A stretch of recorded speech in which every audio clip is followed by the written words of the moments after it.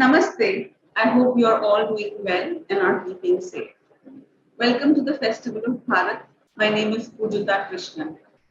As you all know, we are committed to bringing you content that is dharmic in intent, spirit, and energy. Our aim is to keep the torch of Sanatana Dharma blazing high and proud. I'm personally delighted to have on the show today someone I have been following diligently for many years and his extremely popular show on YouTube called Jaipur Dialogues.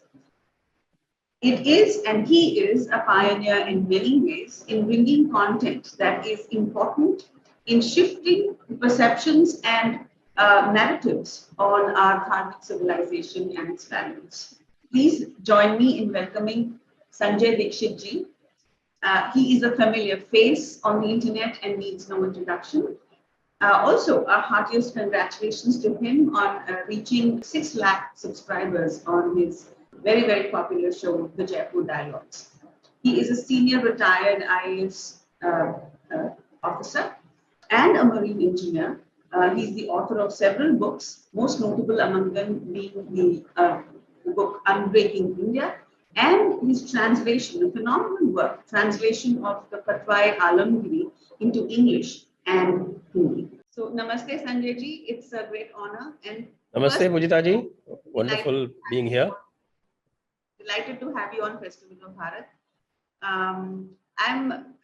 My very first question is obviously going to be about your about Jaipur Dialogues and how the journey started, because for a lot of us, many of us who are who avidly watch your show, it's a pioneer of sorts, and I think it kind of filled a vacuum when there was none to come out with content which was Indic-centric.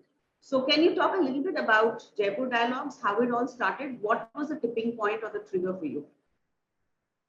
Well, the Jaipur Dialogues has an interesting story how it started, because initially it started as an offline venture.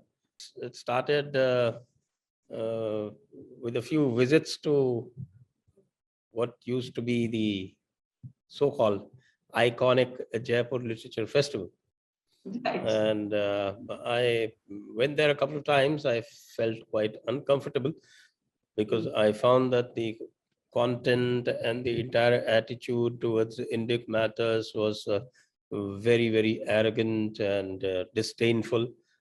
And therefore, just came to my mind that these people, they tom-tom their history and they say that we started with 10 people. So why don't we start something like this? And that's how. And then I had a tiff with William Dalrymple online. William Dalrymple, yes. Yeah, in 2016 when he was making fun of Melania, Trump's wife. And yes, I believe she was invited to the Jaipur festival. No, he put up her nude pictures or something, and then I took him on. That on the one side you say all kind of great things about literature and about the higher values, and here you are indulging in this kind of a cheap show. And but otherwise also I didn't like that format at all, and so we started with a very small gathering of 7 outstation people. In 2016, it was an offline venture, though of course it was also relayed, but we were not really into online at that point in time. And then we had these shows. By 2019, we had graduated to about 30-40 people from 6 or 7, but it was still mainly offline, and only the recordings of those sessions used to go online. So if you go to Jaipur Dialogues, probably you will see the created by what show 2016. That's the time it was actually created, but nothing serious happened on it till about 2020, or rather late 2019. COVID, I think COVID gave you the thrust. Then 2020, we got encouraged by a small recorded video that I did with Tariq Fateh. Okay. And then came COVID. When COVID came, then it was actually, today is what? Today is 16th May. 16th May 2022. So it was on 28th May 2020 that I did my first live show. Oh, so exactly 2 years. That was on Savarkar Jayanti. So it's going to be about 2 years. 2 years. But as soon as we started doing our live shows, it suddenly took off. I mean, even we were not able to figure out as to why it was happening. But it simply took off, and we haven't looked back ever since. The only thing that we've done is that we have now stabilized our programming to about 3 videos a day, and those are done on 5 days a week. We do live shows, and 2 days we do recorded things or shorts and things of those kinds, just to add a bit of variety. But this is how it started, and I think we have to thank, I should say, the latent thirst that was there among our audience, our Indic audience, that is actually responsible for this tremendous growth. Also because that we are not actually a news channel. We are into views, and news channel typically have a difficult time competing even with the news channels. And we do a range of issues. And the second thing is that we do dialogues. So I also added on a lot of demand, because people thought that I wasn't only an anchor and that I could speak for myself. So a lot of people demanded that I do solo shows as well. So I started doing solo shows, and they've also taken off quite a lot. So that's the mix these days, that I do: one solo, two recorded, one solo, two dialogues during my live shows. And of course, then there are recorded shows and shorts and things like that. So mix it up a little bit so that it suits everybody's palate. True. And of course, we are also, I should say, acclaimed. Acclaimed, okay. By people. Yes. If I'm not sounding too immodest, for our range, because our range of issues that we touch. That range of issues we touch from electoral politics to absolutely what is called hard-boiled Indic issues, including Vedas and Vedantas and Darshanas and things. That also, I think, sets us apart a little bit. Yes. Absolutely, Sanjay ji. I mean, you said, no, you are acclaimed because you yourself are a very informed person. So it's like it's not like you're merely an anchor and you're calling people on the show and talking to them. So that comes through in, I think personally I can speak for myself, and I know a lot of people who watch your show. One comes away enlightened and informed about a lot of things that they may not have been that informed earlier. So definitely kudos to you and the whole team of Jaipur Dialogues. Thank you. Your work on Fatawa-e-Alamgiri, which is quite, it's broken new ground. But my question is, why did you choose this particular text? I know there's a story behind it, or I think there is some context to it. There is a context. There's a definite context, and that is, of course, our Hazrat Owaisi, whom I like to call Hazrat Owaisi. Once you remember that I think it was on a live show on the Earth, the Earth event of this Z Media, and I think it was J. Sai Deepak who asked him, rightly so, as to why everything, all their scriptures, everything were foreign based. And he very loftily replied, no, not at all. We have Fatawa-e-Alamgiri. Of course, I had known about Fatawa-e-Alamgiri quite a lot. I had known about Fatawa-Razviya also, because these are two seminal books which are followed by the Hanafi sect, and particularly the Barelvi sect, because they regard Aurangzeb as their wali. Wali is the friend of Allah. So he is regarded as a wali, and the tyrant, of course, they love tyrants, and so they regard him as a wali.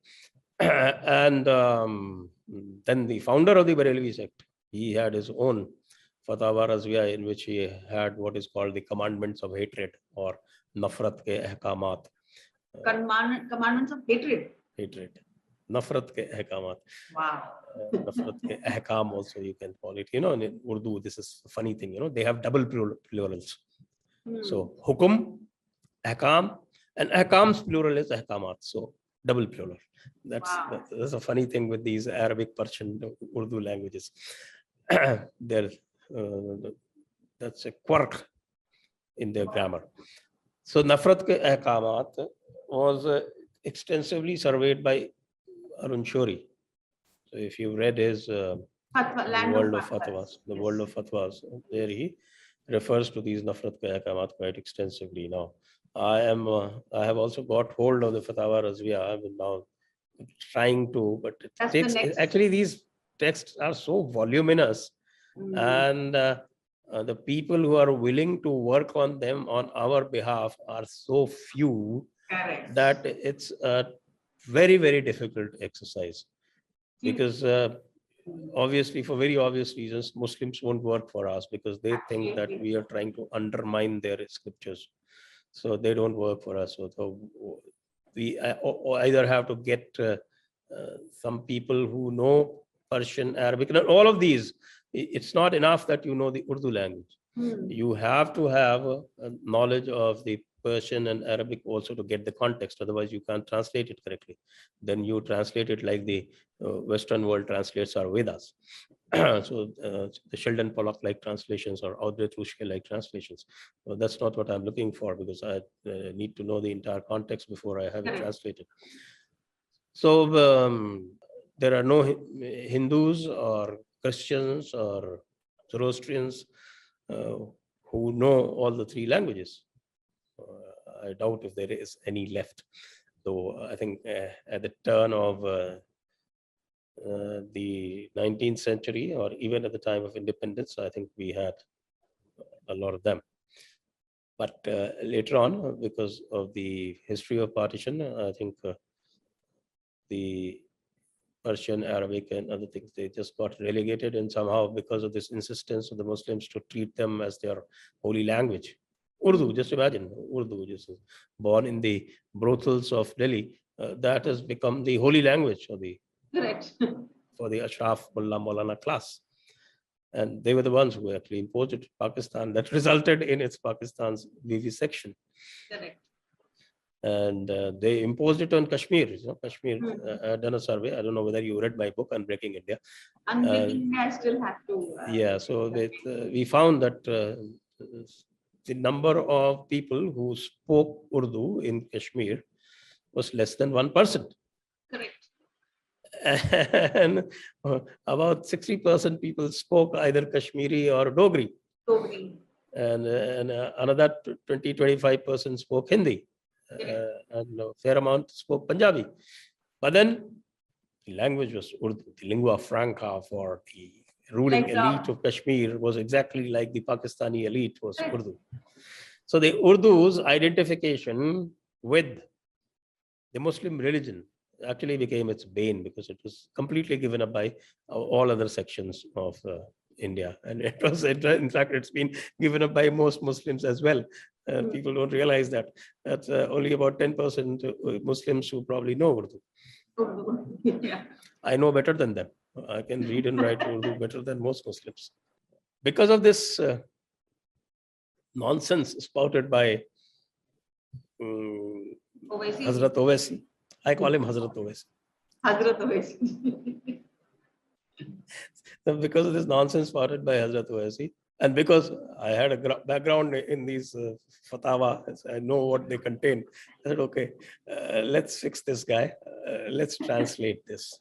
I had been earlier looking for its translations, and I found that Fatawa-e-Alamgiri, which is, I have also done law. So when I was doing Mohammedan law, then I came across this, that, okay, most of the Mohammedan law that we have today is based on Fatawa-e-Alamgiri. And the wonder of wonder was that Fatawa-e-Alamgiri has some 73 books. 73 parts to it? Or 73 books, which are spread over 10 volumes. So my God. Each volume has about 5 to 10 books. So is it a book of rules like a hadith, or what is it? Is it like a Yes, it is. It is do's and don'ts kind of basically expounding the Mohammedan law.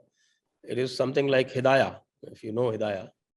So Hidayah, Marginani codified it in 12th century. So it was the codification on the lines of Hidayah for the Sunni Hanfis, basically. Okay, Sunni, for the Sunnis. Sunnis have four sects, basically. In India, this sect is that dominates among Sunni is the Hanfi. It's about 99% of the Sunnis. 99% Sunnis in India are Hanfis. What again, Sanjay? What again? 99%? Are Hanfis. Hanifis. Hanafi, Hana. Hanifi, yes, Hanifi, yes. I think most people, those English-speaking people, or the anglicized Indians call it Hanafi. It's not Hanafi, it's Hanafi. Hanifi, okay. But Ovaisis are, I think, like for example, the Qutub Shahis were Shias, right? The Ovaisis are. Nizams or not. Nizams or Sunnis. They are Sunni. Nizams or Sunnis, okay. This is a great confusion about Hazrat Owaisi, that he's a Shia. That is because, there's a fair amount of Shia electorate in Hyderabad.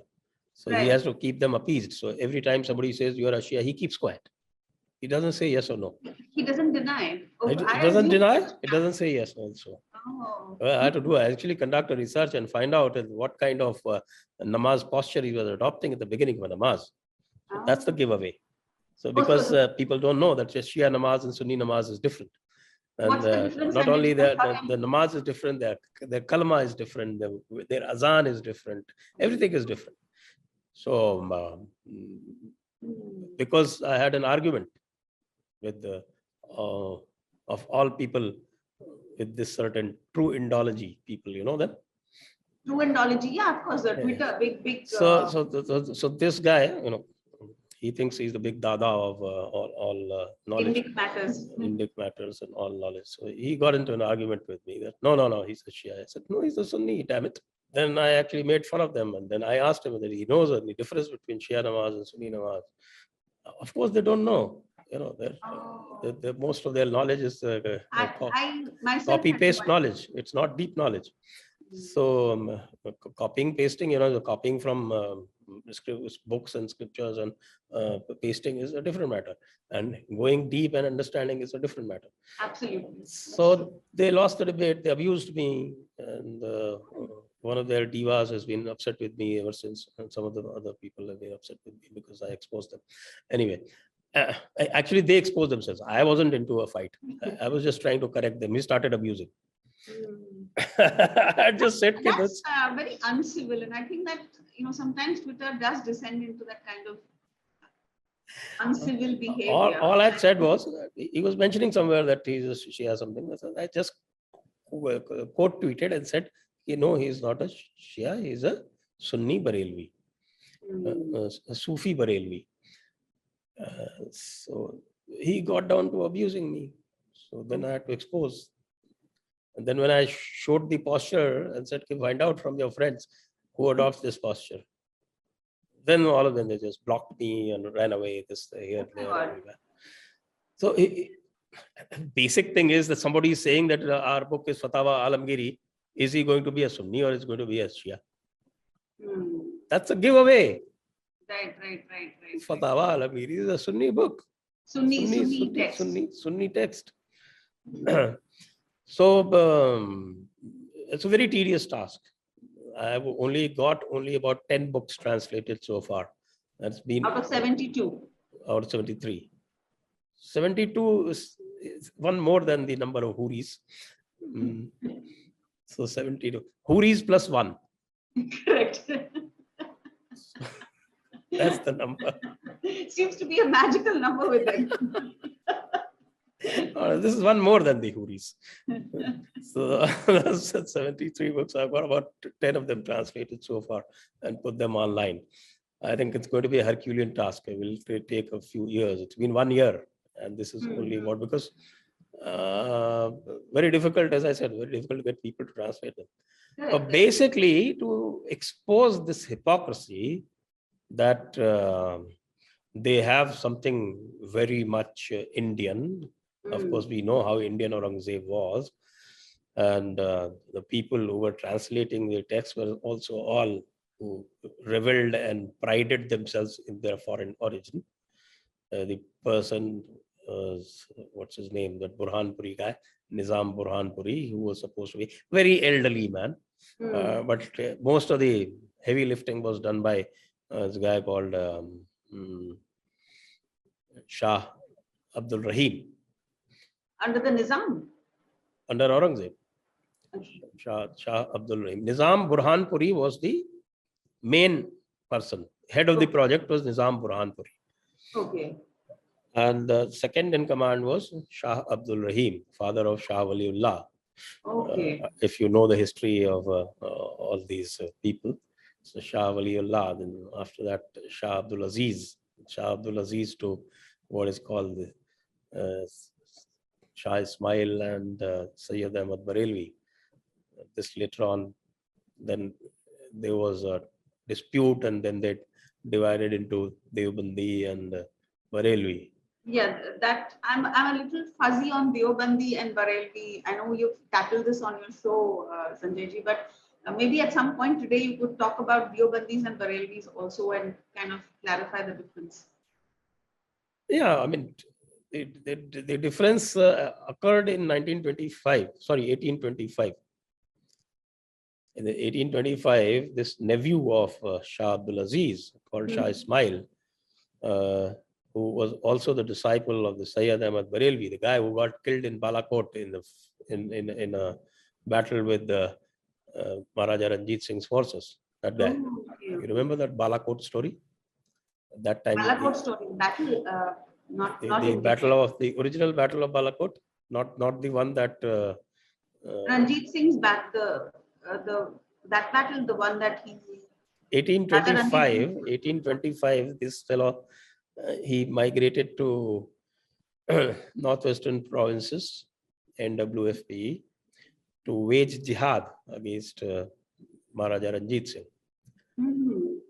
And he was blessed by these people. The Shah Abdul Ismail, he was very much under the influence of the Wahhabis. Both of these people had been to Mecca and they were under the Wahhabi influence. And then this ideological battle started. In 1925, he wrote a book, a small booklet actually. It's called Taqwa-ul-Iman, 1825.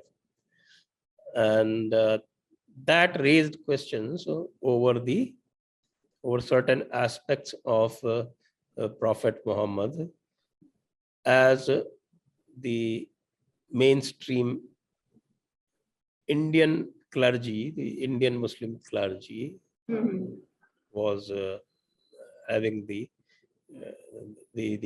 ideology about him. Because the basic ideology that a lot of people over here were they accorded divinity, because most of the Islam here was the Sufi strain. And of course, I think about Sufis we'll talk some other time. But of course, I have a chapter in Unbreaking India on the hypocrisy of the Sufi, the hoax of peaceful Sufis. So there are three differences basically. The Deobandis treated him as a great man or the perfect man, called him Insan-e-Kamil. Whereas the Barelvis treat him as a divine gift of Allah. Not human, divine. So we call him Nurullah. The Nur of Allah, the light of Allah. So they grant him status of divinity. And they also accord him certain divine qualities, things like what they call ilm-e-ghayab. I mean, he knows everything, future, past, which is hidden from others.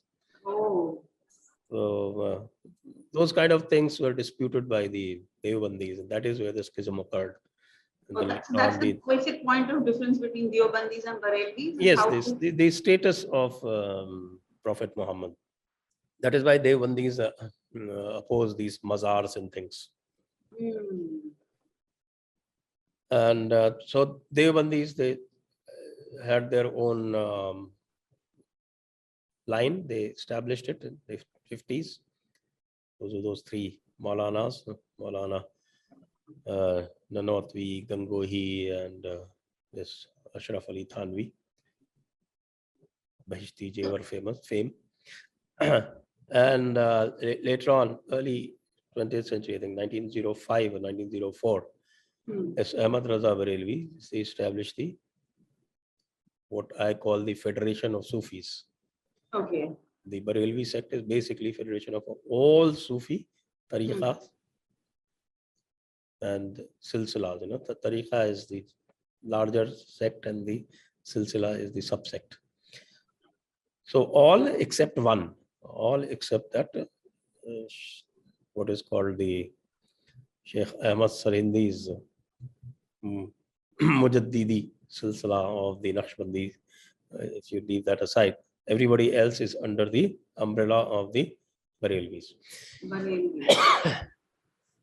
They form about 80% of the Sunni Hanafi class in India.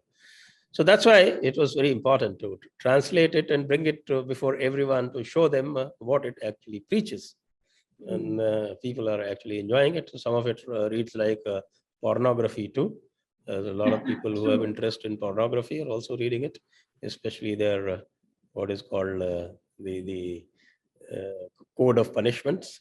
It's called Kitab al-Hudud. Kitab al-Hudud is very entertaining.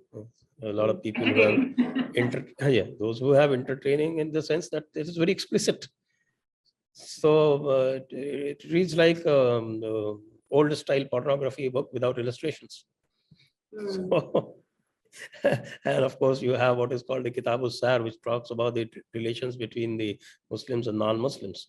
So that makes everything clear. Anybody who reads it will. Anyone in any state of doubt.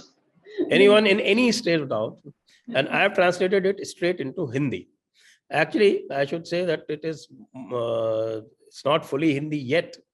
It's only in the transitional stage in the sense because it is still heavily Persianized. So I'm getting it translated into easier Hindi. Easy Hindi. That's also almost 70% complete. But very tough job. Very tough job.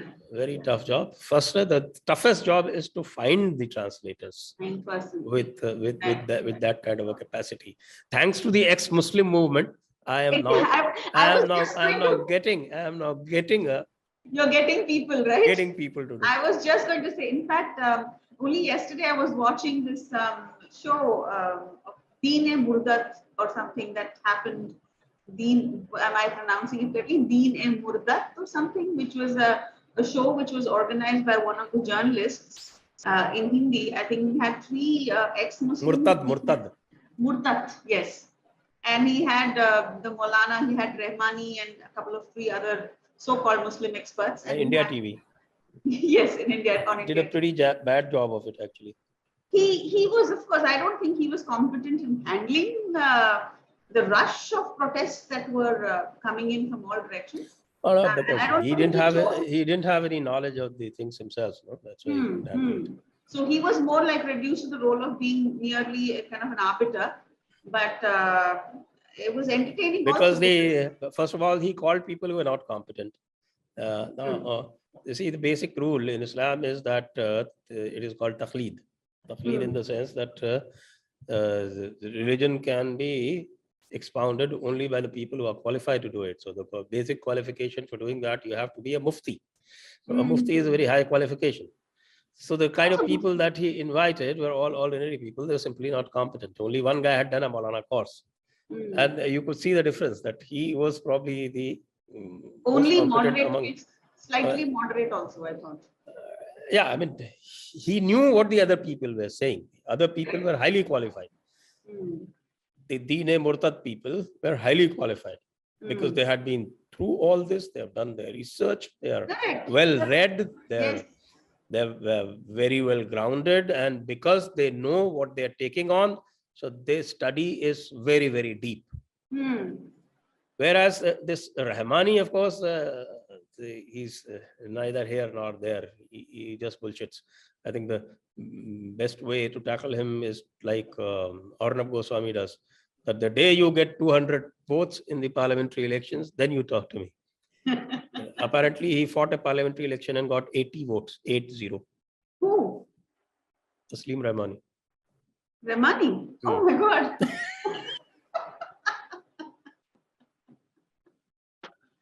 That's funny. So, Where did he contest from? when he's not able to counter, so the best thing they do is to shout. How do you talk about speak Quran? over the other people? Yeah. Stand up, and that Zafar Sareshwala, another idiot. He's a Tablighi. The one in the middle. The one in the middle. Yes. So one guy Deobandi, the other is I thought PFI had joined you, has become Ahle Hadith, and the third guy is a Barelvi. So they had a good combination of the petting zoo, but nothing more than that. They should have got some competent Maulanas and Muftis. So that was a very entertaining. Anyway, yeah, I was saying that. So that's the reason that I did Fatawa-e-Alamgiri, and it's really educating people. And anything that these people throw, like anybody who would have read Fatawa-e-Alamgiri and sat as a moderator would have been able to tackle these people or the petting zoo very easily. Very easy. Provided they listen, Sanjay ji. That's the whole problem. No, they have to listen to the moderator. After all, they have to get the paycheck also, no? Half of these people are coming and getting insulted only because of the paycheck. Yeah, I think sometimes I wonder what makes them appear again and again on screen. These channels pay them, see? That's why. Yeah, they get paid to make an appearance. Yes. So they are ready to sell their izzat for a paycheck. Just like these Pakistanis people who come. I don't know why they invite these Pakistanis. I don't know. Just to humiliate them. And they're happy to be humiliated for a paycheck. Just imagine. Arnab especially loves to have them on the show. Yes. Quite right. Yeah. But they demand heavy price. I think they say not less than $500. They're ready to be insulted for $500. People like you and me would not agree to be insulted even for $1 million. Absolutely.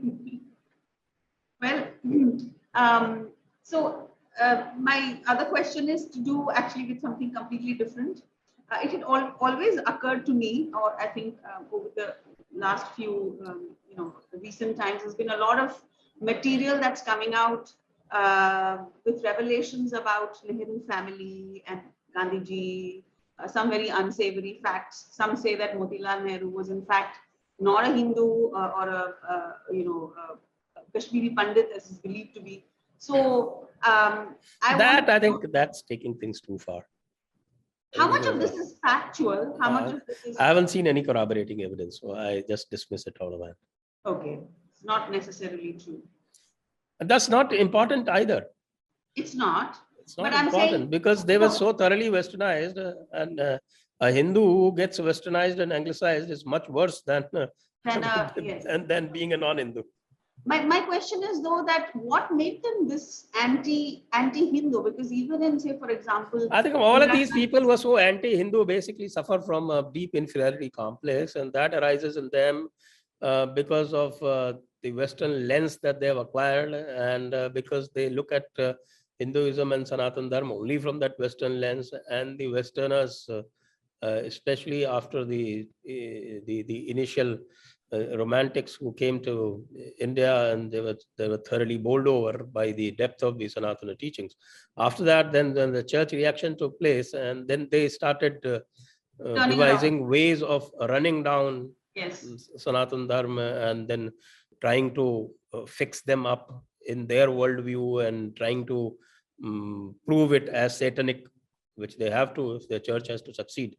All these people, they actually they have uh, uh, they have had their drink only from that fountain, and that makes them completely contemptuous of our own traditions without really understanding them. In fact, I have traced it even in Nehru. I have seen that they don't even understand the very basics He's the of man who wrote the discovery of India. that's And the discovery of India. So in discovery of India, he runs down Chhatrapati Shivaji, he runs down Rana Pratap, he runs down Guru Gobind Singh.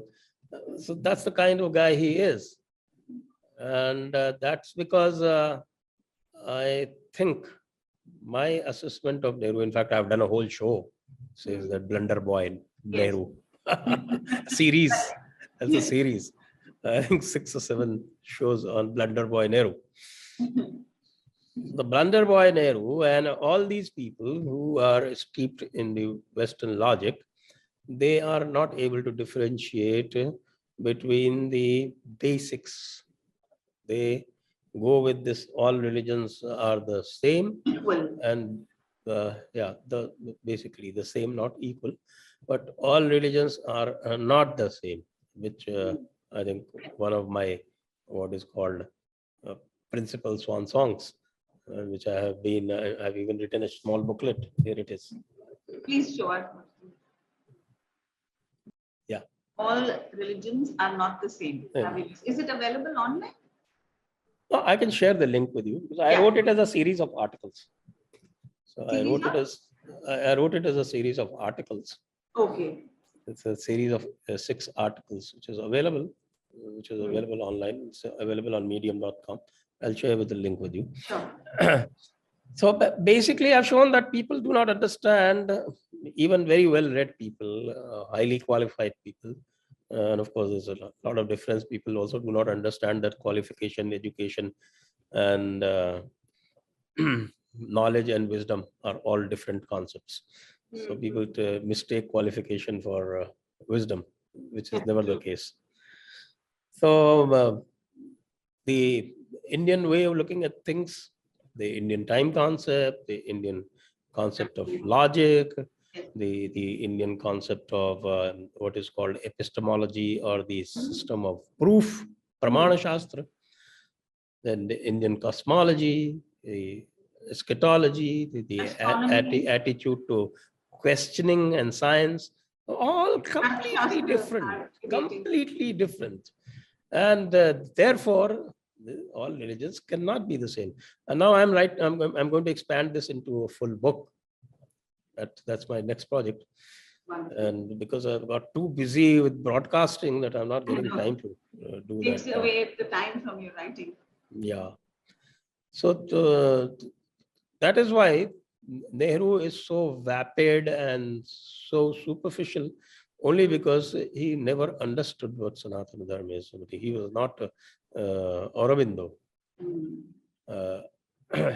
Even I think though Subhash was probably a more committed socialist, so Subhash was, but even he had a better understanding of Sanatana Dharma. And of course, he was an intelligent guy. There's no doubt about his IQ. And I have a serious doubt about IQ of Nehru. True. And the whole problem was compounded by Gandhi because Gandhi, exactly. Yeah, because he had his own fancies, and most of his fancy came from the Orthodox version of Christianity. Western, exactly. The whole The Eastern Orthodox system, the Tolstoy and influence of Tolstoy, and also John Ruskin and Thoreau. Those are, in fact, it's there in his autobiography himself. That is where he derives all his philosophy from. Whereas he wore the garb of a Mahatma and fooled all the Indian people for the longest period of time. So Sanjay, my question is, was this deliberate? Or was this just a happy coincidence that it just sort of, he played along with, Well, there are a lot of theories now going around. Now we are looking for proof. I think it might be proof that basically the British used him. That's the latest theory going around. He was a stooge, like they say. He was a stooge of the British, because even Subhash said it is now available that that reference is now available, Because which Sanjay says ji, that every time he started an agitation and he had the British on the mat, he just bailed them out. correct, correct. See, every time British were in difficulty, he was the one who bailed them out. Hmm. And of course, the monumental stupidity of starting a Khilafat movement, that is subjugation to a caliph sitting in Turkey Correct. for the whole world, when you are yourself heading an independence movement in India. In your own, you're a slave yourself. Yes. So yeah, that's what it was. In fact, that whole problem that arose in Malabar in that Yes, Malappa massacre of Hindus the and so on, massacre of that was because they thought that the caliphate is coming in the caliphate. All non-Muslims have they a have to go. secondary Yeah, position. That's what the book says. That's there in Fatawa-e-Alamgiri also. correct, correct, correct. So And that is the whole problem of these people, that at a time when the sources of information for the public were scarce, they manipulated those sources to project themselves as Indian saints and Indian correct, well-wishers and capture the minds of people and led them to their doom. mm. So that's what I mean. It's for most of us. I mean, for all of us, I think my generation, my parents' generation, we were all fed on these lies about the Mahatma, and I mean, the whole world has bought the story. So Oh yes, I think the it's a world is biggest very, very story. fond of Mahatma because they want you to be weak and they want you to be wishy-washy. So they prefer Emasculate to us. yes, Exactly. they prefer to deal with your Mahatma image, and they can Correct. always call you to account and say, well, you are going away from the Mahatma practices. Correct. Exactly. So, Exactly. so it's easy for them to. Very convenient. It's very convenient for them to get you to toe the line. Correct. Sanjay ji, you're from the IAS yourself, so you'll probably be able to throw some light on this. There's been a spate of, in recent times, especially, a bunch of videos that came out of the kind of misinformation, the kind of flagrantly wrong information, anti-Hindu information that was being given out at some of these IAS coaching centers. In addition to that, there are organizations like the Zakat Foundation, which are promoting the recruitment or at least working towards the promotion of recruitment of Muslims. And there's a lot of corruption also with the recent case of this lady IAS officer who was, get her name. So Pooja Singhal. Yes, single, yes. What is the, I mean, first of all, are these coaching centers really relevant? What kind of bureaucrats are we making? And finally, my question is, Sanjay ji, do we really need bureaucracy in this day and age? Bureaucracy you'll need everywhere. Well, I know. Even if you run a small NGO, you will need a bureaucracy. Correct. Bureaucracy. So you just can't do without bureaucracy. The only thing is that what kind of bureaucracy you want and how you train them and how you impart certain values in them. That's what's important. This question is quite redundant, actually, whether you need a bureaucracy. Even a shopkeeper requires a bureaucracy. No, I mean, I understand the process. I know that there needs to be a process and a channel. But my question is, it has become such an entrenched, like in India, this Babu Damka culture. Can we not do away with it entirely, or is it really necessary? I mean, no, as I said, you can't do away with bureaucracy. You can't. So all you can do is that you can try and reform a bureaucracy. You can turn it from a bad bureaucracy to a good bureaucracy. But of course, I don't know whether all over the world, whether in America or in Britain or anywhere in the world, there is a good bureaucracy. That's my doubt, because bureaucracy, by its very nature, is supposed to be status quoist. It is supposed to uphold the existing political order, and that's what it is trained to do. And that it does very skillfully. The only difference in India is that it also, just like our rulers, because our rulers, people like Nehru, they simply turned into brown sahibs. And because they turned into brown sahibs and they thought that they had taken over the mantle of the British Raj, they used the bureaucracy also in the same manner. So the My Baap culture continued. And that My Baap culture got so much ingrained that it is now very, very difficult to get rid of. Mm. So maybe you need a more drastic reform.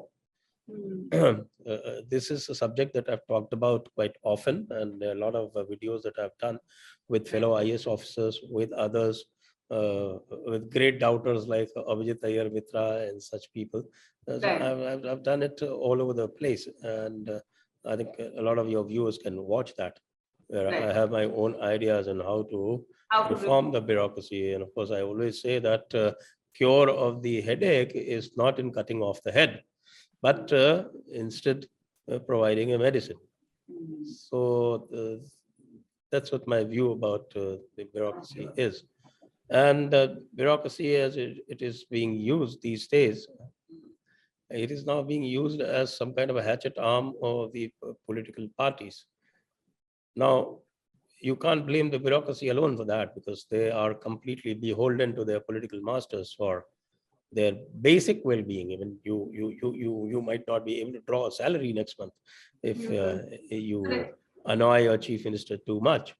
So with that kind of a sword hanging over your head, it's not really proper to tell the bureaucracy, okay, well, you are supposed to uphold the great values and the oath to the constitution that you've taken.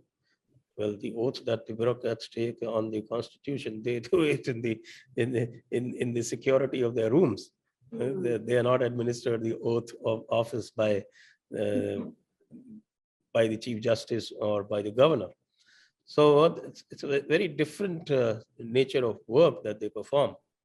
And the whole system got so much politicized that even the most idealistic of a bureaucrat gets house trained within no time. The smarter ones get house trained quickly, and the less smarter ones, or the more idealistic ones, or the more foolish ones, people like me, they take a lot of time. In fact, they never get house trained. You must have had a lot of, you must have been at loggerheads, I'm guessing, with your political masters at yes. point of time. In my last 15 years of my service, I had fights with all my chief ministers. Vasundhara Raje 1, then C.P. Joshi, then Vasundhara Raje 2, and Vasundhara Raje's so Rajasthan was your great man Friday, Lalit Modi. Lalit Modi, okay. And I never had any fights with any subordinate. Never. In my 36 years of service, I never had any problem with any subordinate.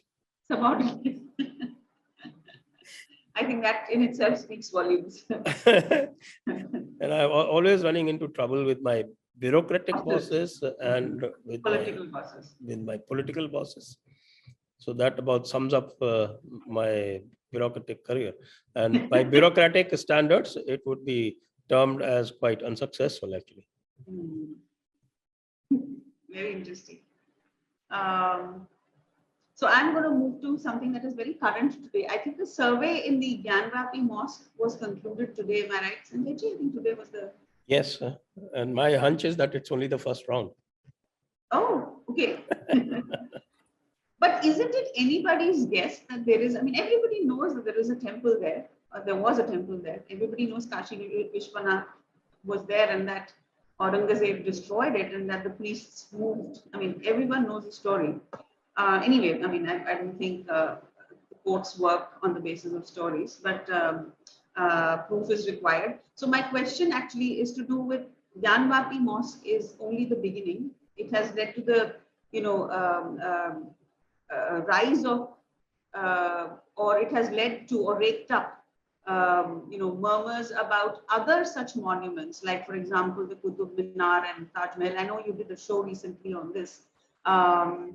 So, are these, what do you see happening here, Sanjay ji? Is it just a few isolated cases? Initially, we thought it was only Ayodhya, and then, of course, then the protest or the demand for Kashi and Mathura, uh, and now Qutub Minar, Taj Mahal. So, what do you think is happening here? Could you make probably, put all of this in perspective for us? See, this whole business started, the first documentation of this was done by Sitaram Goel. This is the book. No, the one he talks about the Islamic invasion of Hindu temple. I think another book. This is the volume 1. The Hindu temples, what happened to them? What happened to them? Yes. So this is the volume 1. The second volume is also here. This is the second volume. This is the Islamic evidence. So he proves this with Islamic evidence, and he's got a list here. He's got a list of those temples. This was the list he prepared. Here's this page 72. Wow. Yes. And he included only those temples on which there was firm evidence that he had collected. And this was about a list which was about 2,000 temples.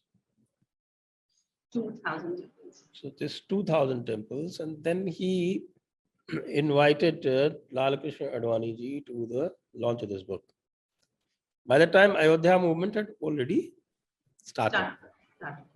The Ayodhya movement had already started in a very big way. In fact, people who know Ayodhya, I was there as a child. I was in 5th standard at that time. My father was posted in Faizabad, which was the district headquarters where Ayodhya was situated. Basically, they are twin towns. You've been there. So he was posted in Faizabad. And even at that time, as a child, I was exposed to this, where the entire atmosphere, the whole environment was full of the tales of the sacrifices that Hindus did. And I think at that time they used to talk about the 86 battles that took place to liberate the temple. I think the public always knew this, especially in and around Kashi. But then this documentation was done for the first time by Sitaram Goelji when he invited Lal Krishna Advani to the launch. Very unexpectedly, he betrayed Sitaram Goelji and announced that we are ready to give up on all other claims if they give us Ayodhya. Oh my God. So you can see political parties will always be political parties, howsoever much we give them credit. And then, of course, the people never accepted it. And then the slogan started that Ayodhya to bas jhanki hai, Kashi Mathura baki hai. And of course, you know how it went as far as the Ayodhya was concerned. And after Ayodhya happened, then Vishwa Hindu Parishad, of course, was at that time led by stalwart like Ashok Singhal. And right now, it's not even a shadow of that kind of a body. And I'm not sure whether it would be able to helm this kind of a movement again. But if it doesn't, then somebody else will. Because these are causes that create their own leadership. Correct. And because, as somebody said, I was mentioning, I just had a session before I came on to yours, this recording. One broadcaster recently said, he also comes on Jaipur Dialogues, Pradeep Singh. And he said कि कौरवों ने 5 गांव देने से मना किया था और उनको पूरा राज देना पड़ा. Then I added my own bit in a tweet कि न केवल राज्य गंवाया, जान भी गंवाई. Correct. So right now this situation is that kind of an inflection point. And I don't think the Ashraf Mullah Maulana who lead the Muslims in India, they have that kind of a wisdom that they still continue with their supremacist ideology. They still think that they can conquer India back and turn into a fortress of Islam. They still think that's why I think this is possible. They still think that they will turn everybody into Muslim because they have to go to Jannat themselves. So they must subject everybody else to this kind of a torture because the Ashraf Mullah Maulana must go to the Jannat. Everybody else may be damned. So they will not give up. Their behavior has been consistent ever since they set foot in India. And you can see that in all recorded writings of the Muslim historians. We've got a lot of these writings available. You've got translations from Eliot and Dawson into English. And if you want it Hindi, then Sayyid Athar Abbas Rizvi has translated it in English. And that translation has got translated by the AMU itself into Hindi. Though they have now tried to disappear those books. But then there are ways that the things can reappear. So all those books have reappeared on the Internet archives. And they are available. Athar Abbas Rizvi's books in Hindi as well as in English, and Eliot and Dawson, of course, is widely available. So you can read. What's the name again of the British or the English writer? This is India's history. India's history by Indians, something like that. Okay. Eliot, ELLIOTT, Eliot and Dawson. Dawson. Eliot and Dawson. Okay. Eliot and Dawson. So if you Google Eliot and Dawson, you will get this. India's history as written by its own historians. So all those accounts are available. And when I showed you this volume 2 of Sitaram Goelji's book, the Islamic evidence, and most of it comes from the Islamic authors. So that's something that their consistent behavior they cannot deny. And I have actually looked at their consistent behavior, and I written an article about the Sufis. Then I have quoted that. Yes. You can start their great Sufi, the Mujaddid Al-Fasani, the Ahmad Sarindi, from there to their successors, his son, his grandson, who was the mentor of Aurangzeb. Starting from there, right down to these Abdul Rahim, Shah Waliullah, all those names that I took, Sayyid Ahmad, Iqbal, consistent. That's separatism, that exclusivism, that supremacism. At which point does Sufi get associated with inclusivity and the kind of, because everybody just loves, whenever they talk about Islam, they talk about Sufism, and I don't know. I know you've covered this topic extensively, but I'm also curious as to how could something so something be so misunderstood, so that's what's called propaganda. What else is propaganda? Just because they sing and dance, people think they are moderate. At least they should also try and translate what they're singing. Just because they don't do. They're twirling, they seem to be like, very liberal and very... The whirling dervishes, just because they whirl around, of course they are called kafirs by the Deobandis. That doesn't mean that they do not call you as a kafir. Basically, what has happened with the Sufis, because when they started out at that time, in 10th century or so, there was a huge conflict within Islam. And that was a time when these Shariat Walas actually won that contest. And till that point, there was definitely an inclusive chapter to the Sufism. If you look at what people do is that they will quote Rumi and they will quote some other ancient Sufi. At that time, the Tasawwuf, as it is called, Sufism, it's called Tasawwuf. So Tasawwuf was not subordinated to Shariat. Okay. So it is from that time that these people, when they do propaganda, then they talk about the 10th century. But they don't tell you that in the 11th century, A guy Sufi called Al-Ghazali came, which heralded the victory for the Asharis over the Mutazallis. They used to be at that time, the rationalists. And that victory ensured that Tasawwuf was firmly subordinated to Sharia. Sharia. Oh. So once it has come under the Sharia, then there's the question. You're not different. That's what I ask everybody.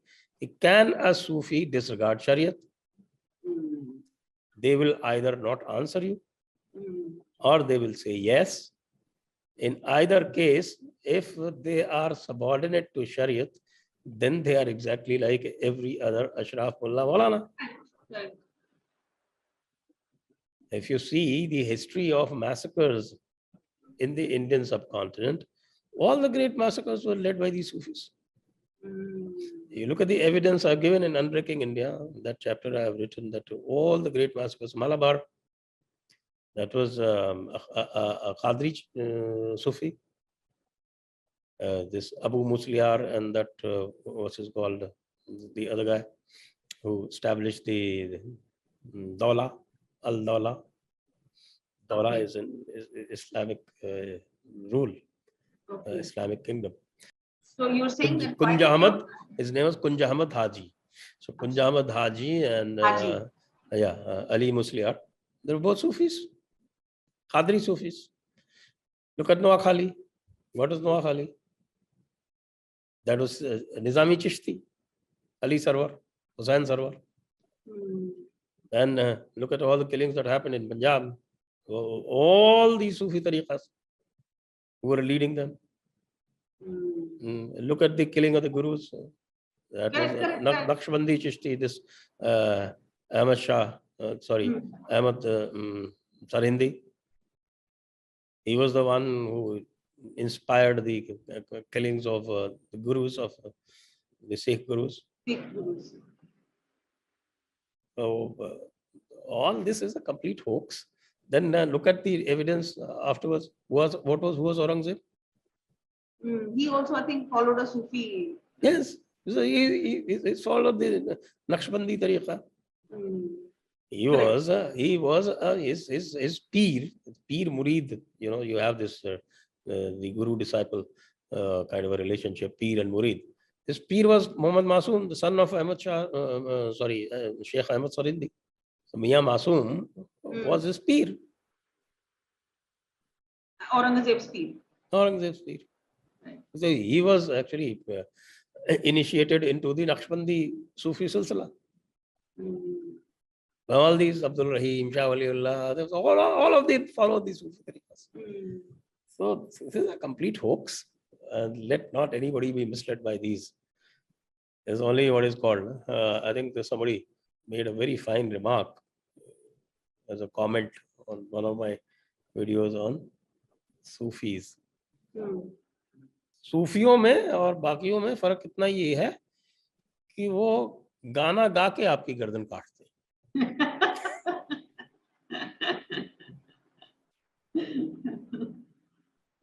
Correct.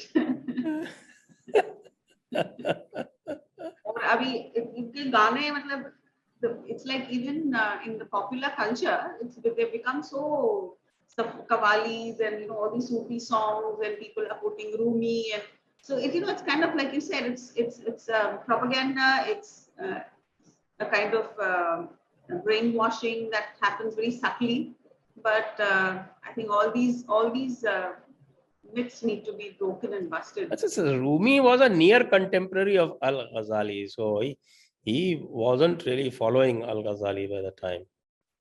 So afterwards, Al-Ghazali was then Ibn Taymiyyah came in the 13th century. So Ibn Taymiyyah, who was on the conservative side, these three strands: the conservative, the what is called the spiritual, and what is called the conservatives, the rationalists, the tahqiqis, the mutazallis, and the spirituals, the tahqiqis. Okay. So when the Asharis won, these conservatives, then this Al-Ghazali, who was a Sufi, he went over to their side. He actually became a great philosopher. He wrote that what is called Tahaffuz-e-Falsafa. Tahaffuz-e-Falsafa means that confusion of philosophy. The Tahqiqis and these rationalists, that these people used to write what they used to call Falsafa. So he made fun of Falsafa. Then there was used this Tahqiqi was there. I think what's his name? This Spaniard. Who was a Spaniard? Abarouche, that Ibn Rushd. So this Ibn Rushd made fun of Al-Ghazali and wrote Tahaffuz, the confusion of confusion, basically making fun of Al-Ghazali. So you know what happened? He was given a punishment and he was made to stand every Friday in front of the mosque at Cordoba, and every namazi who went past him would spit at him, at his face. Oh my God. So that is the tolerant Sufi for you. So Muslims today, or let's talk about Islam in India today. On the one hand, like we spoke earlier, there is a rise of, or at least if not in great numbers, but at least to some extent, rising number of Muslims who are leaving the faith. Then on the other hand, other end of the spectrum, you have people, violent, aggressive, people like the ones who protested against the ban on hijab, or the ones who attacked the Hindu processions. And then again, you have people like Javed Akhtar. It's a petting zoo. You have all kinds. Yeah. But what do you think is happening you have the chirping birds in a zoo, and you also have the lions and tigers, and you also have hyenas.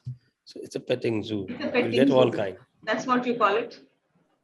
Yeah, it's not my term. It's a term that was devised by Christine Fair, but I'm happy to borrow it. The American defense. She's a yes. Yeah. Okay. So all these jihadi organizations in Pakistan are petting zoo. No, but seriously, like how much credence do you give, or what do you think of the ex-Muslims in India, or do you think there's a movement, or do you think these are isolated instances? Do you think this? I think it has the great potential. It can, particularly if the rational people, there are very few in the Islamic communities. Yeah. And even if they are, nobody listens to them. Correct. Nobody listens to them. They have no following among the Muslims. All their following would be found among others, non-Muslims. Correct. All the Hindus.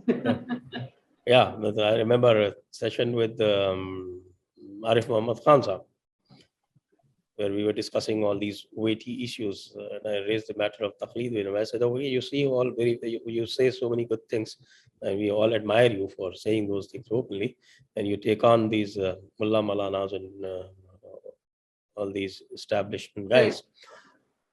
But here we are sitting, and you got about 50 people sitting in front of you. Not one of them is a Muslim. Correct. So what's the point? What will you do about taqleed? Correct. Taqleed is that principle where you're supposed to not use your aql, or reason. You're just supposed to follow, in the matter of religion, only the alim. Alim means the scholar. And scholar, of course, you know what they will say. And of course, in Islam, everything is a matter of religion. Even going to loo is a matter of religion. I remember reading in Arun Shore's book, what to do after you've passed, you've gone. Past wind. If you pass wind, then what happens? What happens? And after you've done your business, how do you wash your hands? If you do this, then it's haram. If you do this, it's halal. I mean, it's ridiculous. The man is under constant tension in every minute, whether he's doing the right by his religion or not. True. So, so that was my question. Because there is a rise of ex-Muslims, for example, I think there's the Ex-Muslims Association of America in Canada, all these places. But I was wondering what really is happening in India. I mean, are these just what we see? The Indian ex-Muslims are better than most of them. because the ex-Muslims, especially the ex-Muslim atheist movement, I think they're seriously off their rocker, because they've just given up on one dogma and embraced another. So Another they seem dogma. to be going the woke way. Mm. I don't take them very seriously, and I don't think that they are going to lead anybody much beyond some kind of a passing interest or a passing fad. But the Indian ex-Muslims are really good. I say they're really good because I think they are fortunate to be living in a place where they can have the fourth dimension, as I say, that what Correct. distinguishes Sanatana Dharma from the other book-based religions is the fourth dimension, the fourth dimensions of going beyond. So they are really good, and some of them are doing pioneering work. And if they continue doing this, and if they continue receiving the kind of support that they're receiving, then I think there is great hope for this movement, at least in India. So, what about Yogi ji, Sanjay ji? What is your opinion of his bulldozer model of governance? And do you think I have another Okay. engagement at 6 p.m. It's already 6. Can we end with one last question on Yeah, okay. what do you think? I'm going to combine two questions. One is you have been critical of Modi ji quite openly as Certain much as you have- aspects, certain on aspects. certain aspects. So, what would you, if I were to ask you, what would you call his biggest failures? And second tag-on question is, what do you think is the future of Sanatana Dharma? Are you a pessimist or an optimist on that score? The last question first. I'm very much an optimist as far as Sanatana Dharma is concerned, because I think the internet has come as a big boon to us, and all the propaganda that has been flying against Sanatana Dharma can be countered by using this method. And at least in India, I'm watching the effect. And if you see all this happening, this Kashi Vishwanath movement, other movements, a lot of other things that are happening, the Bollywood collapsing, Netflix complaining and crying, and so many things that I can list out. I think that has happened because of the internet revolution and that way that we have been able to make use of it. So I am very much a pessimist, because a spread of information helps Sanatana Dharma. If you look at the way Sanatana Dharma spread in the Far East, in the Southeast Asia and the Far East, they never carried a sword. Correct. And all of it is spread on the strength of its fourth dimension, the spiritual dimension. So, and who were the people who were going around? These were those Kathavachakas, those people who were narrating Ramayanas and Mahabharatas. Those are the people who were the dancing troops. The bards. The dancing troupes, yeah. And a lot of preachers who would be teaching the higher methods of yoga and things. Those were the people who established Hinduism far and wide, which still exists in a lot of pockets. And if you see the Japanese religion, it's basically a variation of Sanatana Dharma. In Korean, they say Korean. Yeah, so lots of it. So that happened because at that time, by our unique methods of communication, we were able to do it. It was suppressed very badly for about 1,000 years. But again, we have this situation where we are able to spread it. So I am greatly optimistic about the spread of the Sanatana Dharma. And especially people who are completely fed up. Like in the US, you see, more than 50% are saying that spiritual but not religious. I mean, that's an anathema to Abrahamic way of looking at the world. Then you said about the failures of what do you think are the main failures of Modi ji's? Modi ji's weaknesses in handling the internal law and order. That I have been criticizing for ever since Shaheen Bagh. West Bengal, Shaheen Bagh, West Bengal, farmers' agitation, and even in then this handling of the post 370 scenario. I wrote a full book praising the removal of 370 and enactment of CAA. But then that book has actually come to bite me back, because whatever I had hoped for in those books has not happened. In fact, only the reverse is happening. So these internal security issues, where I say that internal security issue and the cultural issues are his big failures. But he's done extremely well on the economic front in tackling COVID. Is doing quite well on the international front. So I think about 60-40 or 70-30. 70-30. 30 failure, 70 success. Yeah. Okay, great. Thank you so much, Sanjay ji, for giving us your valuable time. It has been an honor and a pleasure and a very, very engaging conversation.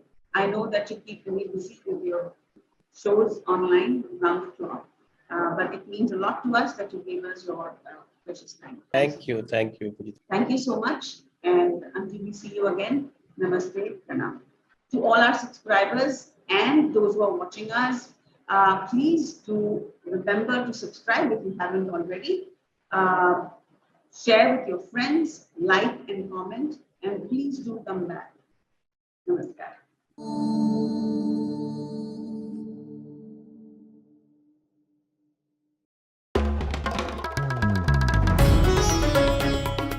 Namaste. We hope you enjoyed this Citti Media content. Please remember to subscribe to us and switch on the notifications for this channel. For our other social media links, more content, and to support our work, please visit citti.net. Dhanyavad. Namaskar.